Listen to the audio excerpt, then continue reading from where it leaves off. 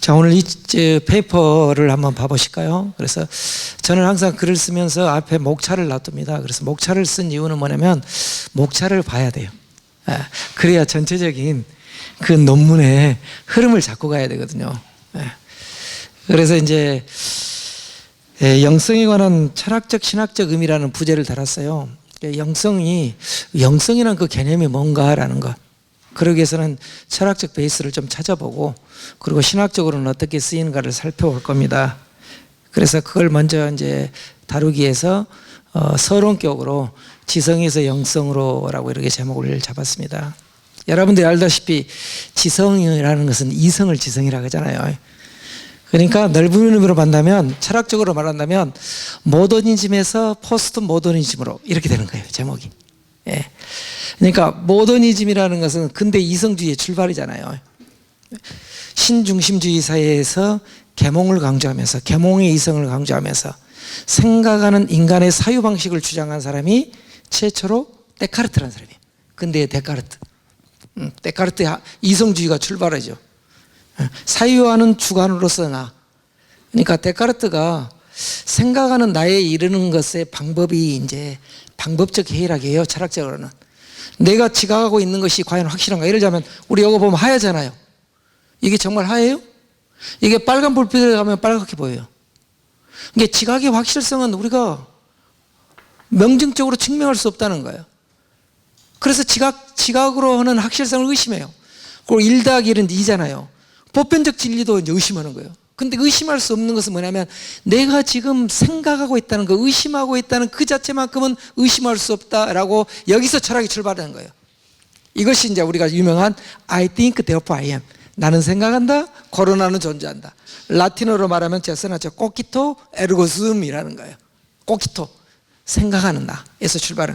그래서 이제 이성이라는 것은 뭐예요? 합리적으로 설명돼야 돼요. 경험 가능해야 돼요. 그러면 우리가 성경에 예수님의 제자 중에서 아주 경험과학적인 신앙을 주장한 사람이 있었죠. 그게 누굽니까? 도마죠. 토마스. 검증 가능한 거, 만져봐야 되고 눈으로 봐야 되고. 제가 이제 닉네임이 토마스거든요. 도마거든요. 그래서 제가 이제 영어로 글 쓸 때 항상 작은 도마라고 쓴 이유가 그거예요. 저는 제가 주님을 45세에 인격적으로 만나기 전에는 도마적 신앙이었어요. 합리적으로 설명이 돼야 돼요. 근데 저희 어머니는 굉장히 신비적이에요. 감을 찾고 영감이 어쩌고. 그래서 맨 신앙에 대해 싸웠죠, 어머니하고. 그래서 갑자기 이제 아침에 전화 온 거예요. 야, 내가 어제 꿈자리가 안 좋은데 너 오늘 자동차 갖고 가지 마라. 그래요. 저는 억지로 갖고 가는 거예요. 억지로 갖고. 어머니 신앙 그거 정말 그거 샤머님적이다라고. 그런데 이제 제가 이제 45세에 하나님을 인격적으로 만나고 속량된 도마가 됐습니다. 그래서 도마에다 헛담표를 써가지고 거듭난 도마. 거듭난 도마가 인도에 가서 순교하잖아요. 그래서 인도에 가면 도마교회가 있는 것입니다. 그러니까 지성의 시대에는 합리적 종교를 굉장히 좋아해요. 그런데 이성 중심주의가 해체됐죠. 그걸 바로 포스트 모더니즘이라고 해요. 포스트 모더니즘이라는 것은 뭐냐면 이성의 원리로서 설명하려는 걸 깨버리는 거예요. 이게 이성의 원리는 뭐예요? 보편의 원리가 있잖아요. 그러니까 정규 교육이 있고, 그래서 정규 교육을 못 받는 사람들은 뭐예요? 전부 불량하고 이단아예요. 그랬죠? 그러니까 뭐예요? 머리도 예를 들자면 우리가 다 까만 머리인데 이 모던에 대해서 반발하는 사람이 나오잖아요. 노랑머리가 막 등장하고, 그러면서 정규 교육을 못 받는 사람들에게 의해서 얼터너티브 학스쿨, 대안학교가 등장하고, 이게 이제 다 포스트 모던적 방식이에요. 포스트 모던적 문화라는 것은 뭐냐면 개체를 중요하는 거예요. 개체. 한 사람 한 사람의 개체의 다양성을 존중하는 거예요. 그래서 포스트 모더니즘이 다 나쁜 건 아니에요. 근데 이제 목사님들이 일부 이제 포스트 모던 철학을 잘못하면 포스트 모던은 굉장히 이제 막 비판적으로 하는데, 포스트 모던은 뭐냐면 모더니즘이 갖는 전체주의, 권위주의에 대한 반발로서 개체의 소중함을 강조해요. 그러나 이제 신학적으로 뭐냐면 그러다 보니까 뭐예요? 진리의 상대주의에 빠지는 거예요. 보편적 진리가 무너지는 거예요. 예를 들면 동성애에 대해서도 그런 주장을 하죠. 왜 이성 간의 성적 관계만 정상적이라고 생각해? 나는 이성 간의 관계 속에서 에로티즘을 느끼지 못하는데 왜 그것이 정상이고 나는 비정상이야? 이게 이제 포스트 모던적 사고방식. 그러니까 예를 들자면 우리가 대중가요에서 포스트 모던적 장들을 연 사람이 서태지가 치마 입고 등장하잖아요. 치마 입고. 모던적 양식으로 보면 남자가 치마 입으면 안 되죠. 바지를 입어야죠. 치마 입으면 미친놈이죠. 포스트 모던적 양식은 아니야, 내 개성이야, 치마 입는 거예요. 그리고 뭐예요? 언밸런스가 아름다운 미의 기준으로 등장해요. 양쪽에 귀고리를 해야 되는데 한쪽 귀고리만 키우고 하나는 안 해. 그리고 물을 똑같이 들어야 돼. 앞머리만 하얗게 들여. 이게 이제 포스트 모던적 문화 양식이죠. 그죠? 건축에서도 그러죠. 고층 건물 위에 귀화를 딱 연거는 거예요. 예, 그래서 동서양이 만나는 모던적 양식으로 보면 안 맞아요. 이게 포스트 모던적 양식 속에서 그걸 수용하게 되는 거예요. 그러다 보니까 신학적 로고스 중심주의가 해체되는 거예요. 하나님 중심주의 세계관이 막 해체되다 보니까 종교의 상대성과 타향성이 나오는 거예요. 이 점에 대해서 이제 우리가 상당히 조심해야 되죠. 그래서 이제 포스트 모던이 되면서 뭔 시대가 냐면 이성 중심주의가 아니라 감성이 중요한 시대가 된 거예요. 감성. 그래서 여러분들 감성 마케팅이라는 말 들어봤잖아요. 예, 감성을 파는 거예요. 분위기를 팔고. 그냥 똑같은 커피인데 분위기 좋은 데 가면 10,000원을 받아. 왜? 감성을 파니까. 고객 만족, 감성 마케팅. 그러면서 나오는 이제 공감의 정치 막 이런 게 나오잖아요. 그게 이제 포스트 모던적 그 양식이죠. 그러면서 영성 시대가 된 거예요. 지성으로 신앙생활을 하다 보면 공허해. 뭔가 갈급함이 있어. 뭔가 신비적인 영성 시대가 들어오기 시작한 거예요. 예. 그래서 특히나 이제 유럽에서는 불교가 엄청나게 지금 번지고 있잖아요. 불교가 특히나 이제 메디테이션, 명상이라는 것이 불교의 선불교의 명상이라는 것이 실리콘밸리나 아주 그 과학자들이나 이 사람들이 다 빠져본 거예요. 거기에 대해서 신비적 그 명상에. 그래서 그것을 마인드풀리스라고 닥터 카바친이라는 사람이 이제 매사추세츠 의과대학 교수인데 효과적인 과학적 방법으로 마인드풀리스, 마음 챙김 명상이라고 들어보셨죠? 마인드풀리스라고 유튜브에 찾으면 마음 챙김 명상이요 엄청나게 퍼지는 거예요. 그래서 이것은 문화가 되어 있어요. 정신과 치료할 때도 마음 챙김 명상을 해요. 호흡을 하면서 내 코끝에 숨이 들어간가 나간가를 느끼고 또 밥을 먹을 때도 계속 씹으면서 그 맛을 음미하는 거예요. 음미하는 거. 그래서 지각을 발달시키는 거예요. 내가 무엇을 하고 있는가 지각을 발달시키는 거예요. 이제 이런 영성의 시대가 나고 불교의 영성 막 영성이 나오잖아요. 그러면서 우리 그리스도교에서도 이제 영성이 주장해야 되는데 그러면 도대체 영성이 뭐냐? 영성이. 그 영성을 좀 신학적으로 찾아보는 말씀이 저는 창세기 2장 7절 말씀이라고 보는 거예요. 그래서 2페이지에 보면 이렇게 나오죠. 2페이지에 썼죠. 창세기 2장 7절 말씀에 여호와 하나님이 땅의 흙으로 사람을 지으시고 생기를 그 코에 불어넣으시니 사람이 생명이 되니라. 자, 여기서 중요한 것이 땅의 흙먼지로 된 사람에게 생기를 넣었다 했죠. 이 생기란 말이 히브리어로 느시마트 하임이라는 거예요. 생명의 호흡, 숨, 기운을 넣었는데 그렇게 넣어서 만든 사람이 생명이 됐다라고 했는데 이 생명이란 말이 히브리어로 네페시 하야라는 단어를 써요. 자, 그런데 네페시 하야라는 단어를 킹제임스 버전에는 리빙 소울, 영혼, 혼이 있는 존재가 됐다 이렇게 번역하는데 이 번역은 맞지 않아요. 엄밀히 보면 컨텍스트상에서는 맞지 않아요. 이제 단어적 의미는 맞는데 네페시란 말이 영혼이란 말이에요. 왜 문제가 되냐면 이 네페시하야, 생명이라는 이 네페시하야를 창세기를 보면 동물에게도 쓰고 있는 거예요. 동물에게. 그러면 어떨까요? 동물하고 인간하고 차이가 없잖아. 인간과 동물은 차이가 있죠. 근데 성경을 꼼꼼히 읽어보면 하나님께서 동물을 지실 때는 생기를 넣었단 말이 안 나와요. 근데 똑같은 네페시하야, 똑같은 동물이에요. 동물이었는데 하나님이 인간에게만 느시마트 하임을 부여했다는, 다시 말해서 생기를 부여넣었다는 것입니다. 그것이 뭐냐? 그것이 바로 동물과 인간의 본질적인 차이고 이것이 바로 하나님의 형상으로 사람을 창조했다는 그 형상적 증거라는 거예요. 그리고 여기에서 이성의 기운이 나오는 거예요. 이성의 기운이. 이거 참 중요하거든요. 그래서 여기에서 인간과 동물이 본질적으로 가요. 그러니까 인간과 동물을 같으면서도 다른 것은 뭐냐? 하나님이 생기를 보여줬고 이 생기가 바로 영성의 출발이라고 하잖아요. 여기에서 우리는 뭐예요? 이 생기는 뭐냐면 생기를 통해서 하나님에 대한 인식을 할 수 있는 거예요. 하나님께 나아갈 수 있는 거예요. 그런데 이 생기를 다른 말로 하면 철학적으로 말하면 인간에게 이성 능력을 주었다는 거거든요. 동물과 달리.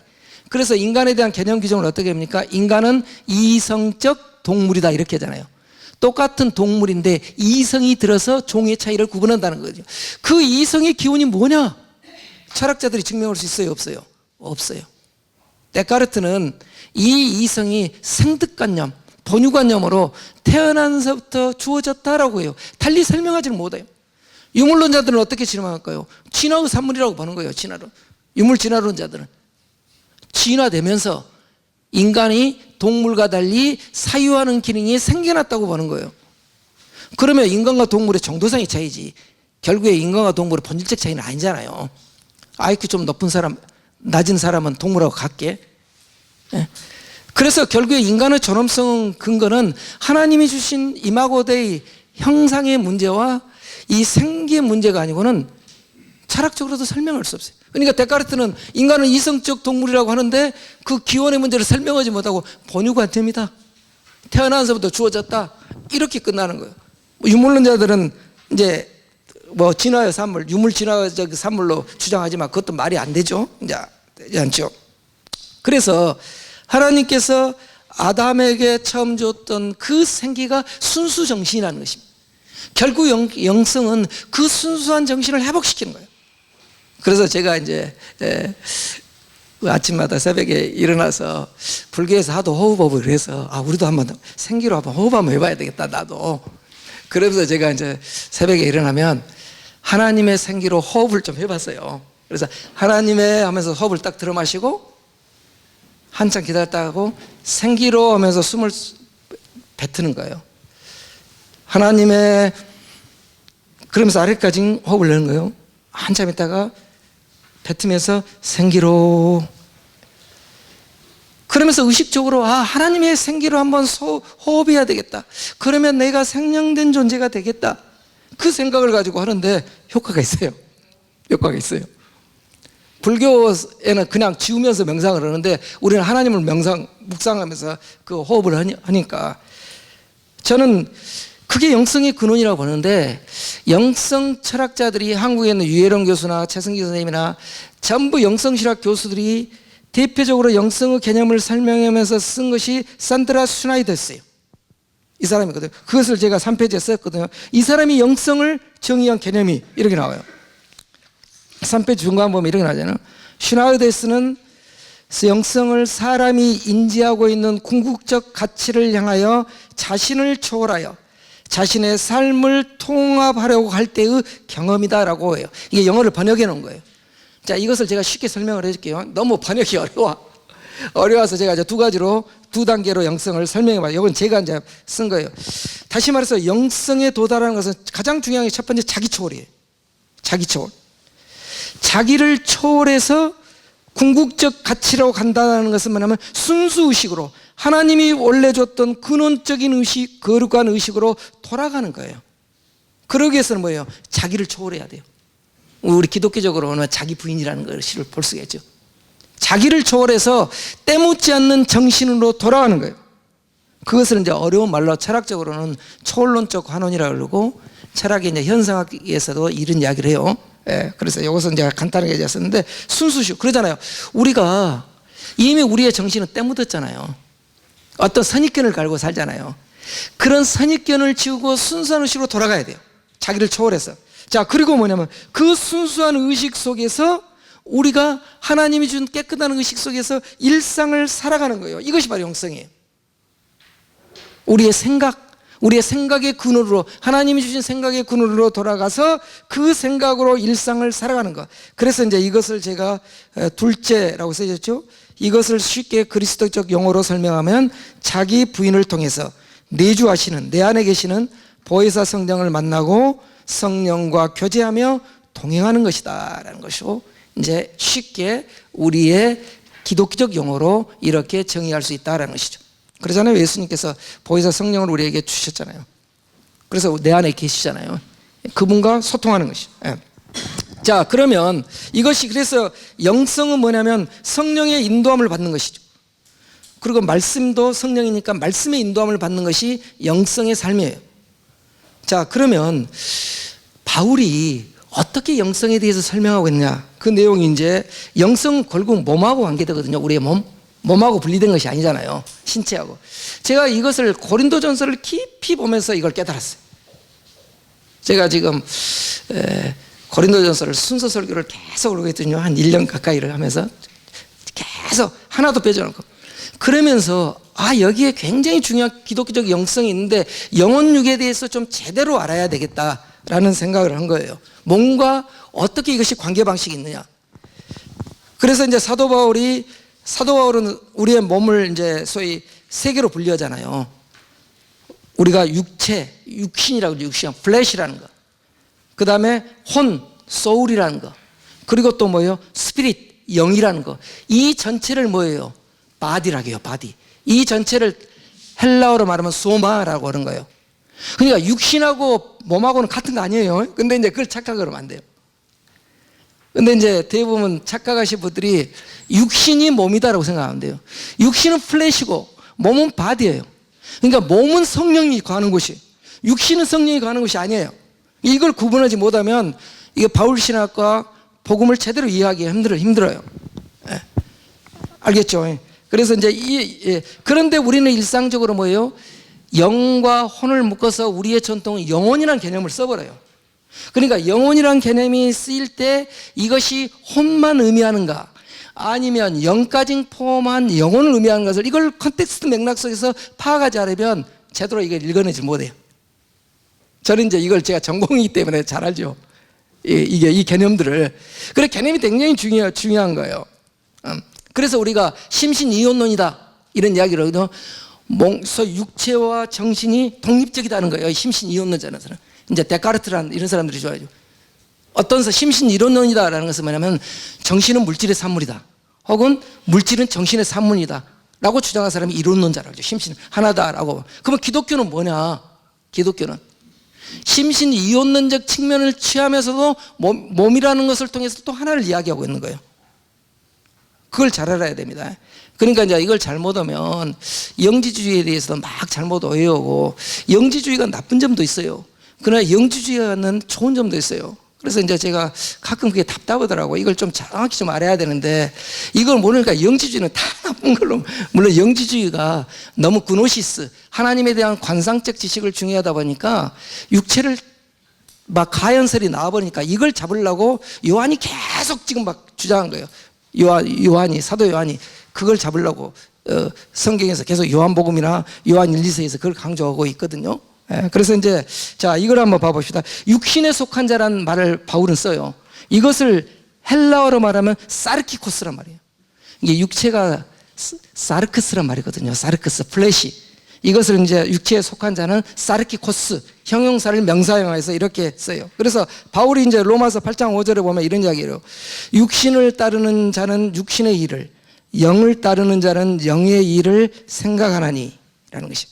자, 여기에서 육신은 뭐냐면, 번역이 지금 좀 이따 제가 이야기하려는 것이 뭐냐면, 번역이 잘못됐어요. 성경이 번역이 잘못됐는데, 여기서 육신이라고 나오면 전부 살이라고 생각하면 돼요. 사르크스, 플래시. 근데 우리가 봐봅시다. 우리의 몸 철학에서 살은요, 예부 세계를 가장 먼저 지각하는 거예요. 이 살은 직접적이에요. 그러니까 좋아하는 사람이 오면은요, 살이 먼저 반응해요. 살이 열려요. 싫어하는 사람이 오면 몸이 움츠러져요. 근데 우리의 인간의 이성은요, 싫어하더라도 감추거든요. 말을, 싫다는 말을 않거든요. 근데 살은 직접적이기 때문에 그대로 반응해요. 그대로 반응해요. 그래서 살은 거짓말을 못해요. 이성이 거짓말이지, 사유방식이 거짓말이지. 그러잖아요. 좋아하는 목사님 오면 몸이 반응해, 살이 반응해. 살이. 싫어하는 사람 오면 움츠러진다는 거예요. 그러나 말로는 그렇지 않죠. 이성이라는 것은 2차적 기능이기 때문에. 그래서 살은 굉장히 본능적이에요. 거기에 에로스적 충동이 숨어 있는 거예요. 그래서 살은 위험해요. 살은 위험한 거예요. 그래서 이 사르크스를 히브리어로 보면 바사르라는 단어를 쓰고 있어요. 바사르. 그래서 구약 성경을 보면 바사르적 인간은 대단히 위험하다고 보는 거예요. 그 내용이 창세기 6장에 너무도 자세히 나와요.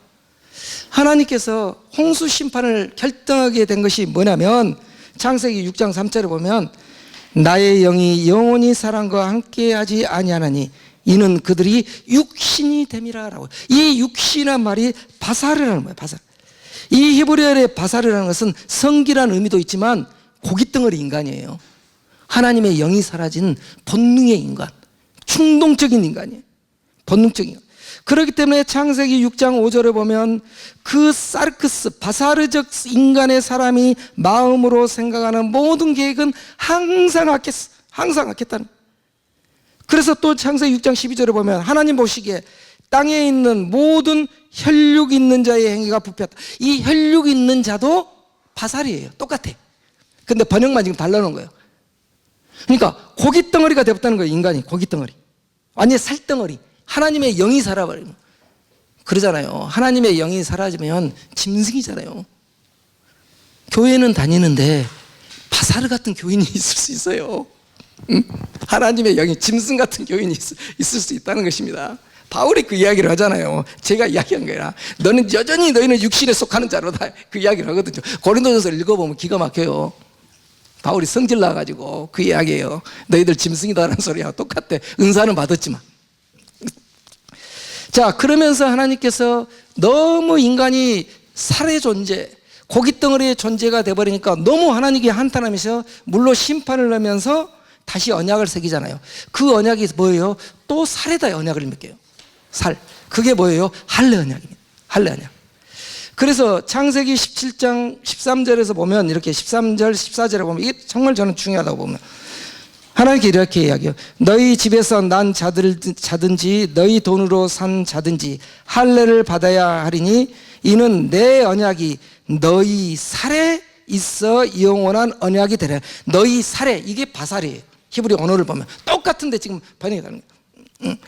그래서 할례를 받지 아니한 남자 곧 그 표피를 벗지 아니한 자는 백성 중에서 끊어지리니 그가 내 언약을 배반하였습니다. 자, 생각해 보십시오. 왜 하나님이 살에 언약을 새기게 했을까요? 살에. 거기에 욕망이 숨쉬고 있기 때문에 그래요.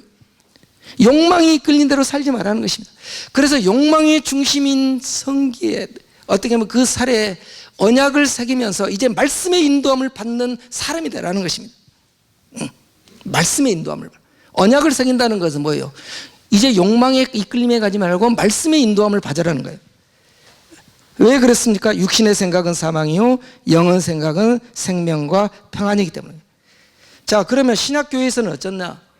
신약교회에서는 사도 바울이 고린도전서 3장 3절에 보면 고린도 교인들을 향해서 그래요. 너희는 아직도 육신에 속한 자로다라는 것입니다. 고린도 교회는 상당히 문제가 많았잖아요. 그 사람들은 은사를 많이 받았어요. 은사는 받았는데 신령함에 대한 오해가 굉장히 컸어요. 이 교회는 은사는 받았는데 고깃덩어리 인간이었다는 것입니다. 성령의 인도함을 못 받았다는 것입니다. 그래서 이제 또 바울이 뭐냐면 형제들아 내가 신령한 자들을 대함과 같이 너희에게 말할 수 없어서 육신에 속한 자 곧 그리스도 안에서 어린아이들을 대함과 같이 하노라라는 것입니다. 참 기가 막히죠. 그러니까 교회 안에 거듭나지 못했다는 것이죠. 여전히 하나님을 믿는다고 하지만 육신에 속한 자들이 있다는 것입니다. 이 습성을 버리지 못했다는 것이죠. 그 이야기를 이제 로마서 8장 13절에서 14절까지도요. 너희는 육신대로 살면 반드시 죽을 것이요 영으로 몸의 영실을 죽이면 살리니 무릇 하나님의 영으로 인도함을 받은 사람은 곧 하나님이다. 하나님의 아들이다. 결국 영성 있는 삶은 뭐냐? 영으로 인도함을 받는 거예요. 영으로. 육신에 주는 생각이 아니라. 근데 육신에 주는 생각도 때로는 광명의 천사가 하나님의 생각으로 변장시킬 수 있는 거예요. 그래서 거기에서 중요한 것이 뭐예요? 생각의 식별이에요. 영의 식별이 중요하다는 것입니다. 영의 식별은요 마인드풀리스에서 하는 거랑 너무 비슷해요. 생각의 근원, 내 생각의 근원을 분별하는 거예요. 그래야 마귀가 주는 생각인가 세상이 주는 생각인가 하나님이 주신 생각인가를 식별하는 거예요. 자, 두 번째, 혼에 속한 자. 자, 이게 왜 이제 성경에 이게 문제가 됐냐면, 혼에 속한 자를라가 이제 헬라어로 보면 푸시키코스란 말이에요. 푸시케란 말이 영혼, 혼이란 말이거든요. 그러니까 여러분들 심리학이란 말이 거기서 나온 거예요. 사이콜로지란 말이. 이게 심리학은 소울을 다루는 거예요. 소울을 다루기 때문에 과학이에요. 심리학에서 영 다룰 수 있어요, 없어요? 다룰 수 없어요, 심리학은. 그러니까 심리학은 약물치료를 하는 거예요. 심리학에서 유일하게 영의 문제를 다루는 것이 뭐예요? 빅터 프랑클이 했던 로고테라피야. 지난번에 한번 우리가 굉장히 은혜 받았죠. 로고테라피에서는 영을 인정을 해요. 거기서 다룬 거예요. 그 영이 뭐예요? 로고스니까. 유일하게 이제 빅터 프랑클만 그걸 보는 거예요. 근데 우리 성경에는 이 혼에 속한 자를 육에 속한 자로 번역을 하고 있어요, 지금. 로마서에서 보면. 우리가 세상에도 영이 있잖아요. 세상의 영은 누구의 영이에요? 마귀의 영이잖아요. 공중에 권세 잡는 자의 사단의 영이잖아요. 그래서 고린도전서 2장 12절에 보면 이렇게 합니다. 6페이지에 보면 우리가 세상의 영을 받지 아니하고 오직 하나님으로부터 온 영을 받았으니 이는 우리로 하여금 하나님께서 우리에게 은혜로 주신 것들을 알게 하려 하심이라. 자, 우리는 뭐예요? 하나님으로부터 오는 영을 받았고 세상 사람들은 세상의 영이 있어요. 세상의 영은 뭐예요? 공중에 권세 잡는 자, 이 세상의 임금이 주는 거예요. 마귀의 생각이에요. 근데 우리는 하나님의 생각과 말씀에 노출된 시간이 많아요? 세상의 생각에 노출된 시간이 많아요? 우리가 세상의 생각에 노출 때 많이 있잖아요. 우리가 듣는 정보와 지식 다 유튜브, 언론, 가짜 뉴스부터 시작해 다 그거잖아요. 그거 누가 준 거예요? 마귀가 준 거예요. 세상이 주는 거예요. 이걸 식별해야 돼요. 하나님의 영으로 식별하지 않으면요 다 우리는 따라가 버려요. 근데 우리는 뭐냐면 세상이 주는 영, 세상의 영이 주는 생각이 마치 내 생각이라고 착각하고 있는 거예요. 이걸 바꿔야 되거든요. 그래서 자기 생각대로 하나님도 믿어버리고 자기 생각의 범위에서 성경도 좋아하는 말씀만 취하고 잃어버린다는 것입니다. 이게 문제는. 이게 대단히 영성 훈련에서 중요한 거거든요. 그러니까 예수님도 그 이야기를 요한복음에서 계속 하는 이야기가 뭐냐면요, 너희는 세상에 속한 자가 아니요 도리어 내가 너희를 세상에서 택하기 때문에 세상이 너희를 미워하느니라. 우리는 영이 달라, 생각이 달라요. 제가 이제 영성을 좀 공부하고 또 목회를 좀 하면서 사람이 영이 달라요. 영이 다르다는 거예요. 똑같은 예수님을 믿어도 영이 다른 경우가 있어요. 이게 보면은 그때 참 당황스러워요. 이제 시간이 지나면 나타나죠. 처음에는 신앙생활 잘하던 것 같은데 좀 지나면은 이거 예수의 영이 아니다는 생각이 들어요. 복음을 안다면 이렇게 할까? 네. 바울이 이제 그걸 이야기를 계속 하거든요. 그리스도인에게는 그리스도의 영이 있어야 된다는 것이죠. 그리스도의 영이 없으면 그리스도인이 아니라는 것입니다. 그러면 혼에 속한 사람을 우리가 구체적으로 봐요. 그러면 교회 다니는 사람 중에서도 혼에 속한 사람 있잖아요. 그런 사람은 어떤 사람인가? 그래서 고린도전서 2장 14절에 보면 이렇게 나와요. 2장 14절 6페이지 밑에서 두 번째 달라고 한번 봅시다. 6페이지 밑에서 두 번째. 자, 우리가 한번 같이 읽어봅시다. 육에 속한 사람은 하나님의 성령의 일들을 받지 아니하나니 이는 그것들이 그들에게는 어리석게 보이며 또 그는 그것들을 알 수도 없나니 그러한 일은 영적으로 분별되기 때문이라. 자, 여기서 육에 속한 사람 동그라미 쳐놓으세요. 이 육에 속한 사람이 플래시가 아니에요. 육신에 속한 자가 아니에요. 여기는 뭐냐면 번역을 잘못했어요. 푸시키코스예요. 혼에 속한 사람이에요. 혼에 속한 사람. 영혼에, 이게 혼에 속한 신앙인을 말하는 거예요. 혼에 속한 그리스도인들은 뭐냐면 성령을 알지 못한다는 것입니다. 성령을 알지 못한다. 다시 말해서 십자가의 도나 이런 것들이 어리석게 보이는 것입니다. 다시 말해서 예수 믿는 사람들은 뭐예요? 손해보고 살아야 되잖아요. 때로는 뭐예요? 예수 믿기 때문에 독박 써야 돼. 그런데 예수 믿는 내가 왜 독박 써야 돼? 이렇게 되는 것이죠. 어떻게 보면 이런 분들이 혼에 속한 신앙이라고 볼 수 있죠. 혼에 속한 신앙인. 예. 자, 이 육에 속한 자가 헬라어로 말하는 푸시키코스예요. 다시 말해서 푸시키코스는 푸시케에서 나온 말이에요. 푸시케는 영혼 소울이에요. 소울이에요. 그런데 왜 바울이 혼에 속한 사람은 하나님의 영을 받지 아니하였다고 말하는가? 그렇다면 여기에서 푸시케는 어떤 의미인가? 이게 이제 중요한 거예요. 바울이 이 푸시케를 영혼을 어떤 개념으로 보고 있는가? 오늘 개념이야. 바울이 이걸 썼을 때 어떤 영향을 받았겠어요? 플라톤과 아리스토텔레스의 철학을 영향을 받을 수밖에 없어요. 그래서 1차적으로 이 번역은 이제 고쳐야 될 번역이에요. 제가 봤을 때는. 자, 그러려면 여기서 영혼의 개념을 우리가 잘 이해해야 되잖아요. 영혼의 개념을 이해하는데 그 당시에 이 영혼의 개념을 철학적으로 하려는 정립해낸 사람이 플라톤이라는 사람과 아리스토텔레스가 있어요. 자, 이 플라톤은 영혼을, 인간의 영혼을 세 가지로 구분해요. 세 가지 형태로. 세 가지 형태로. 인간의 영혼에 세 가지 있는데 가장 밑바닥에 있는 것이 욕망이야. 욕망. 이제 헬라어로 말하는 에피투메티콘이라고 하죠.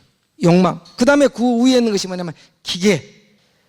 두모에이테스라는 것이죠. 기계는 용기, 화, 노여움 이런 것을 내는 거예요. 기계. 그리고 영혼의 높은 단계가 이성이라고 보는 거예요. 플라톤이 이렇게 세 가지로 분류했어요. 그래서 각기 그 욕망을 다룰 수 있는 절제의 덕이 필요하고, 기계를 다룰 수 있는 용기의 덕이 필요하고, 이성을 잘 다룰 수 있는 지혜의 덕이 필요할 때, 이것이 잘 이루어질 때 국가가 정의의 덕을 이룰 수 있다라고 보는 거예요. 이게 바로 플라톤의 이상 국가론이에요. 근데 이 영향을 바울이 받았어요. 또 제가 오늘 여기 나오는 이 프락티코스라는 이 책이 있거든요. 오늘 이 책에 대해서 이야기를, 이것을 왜 제가 이 책에서 영성의 개념을 설명하려고 했냐면, 이 책이 영성신학자들의 교범이에요.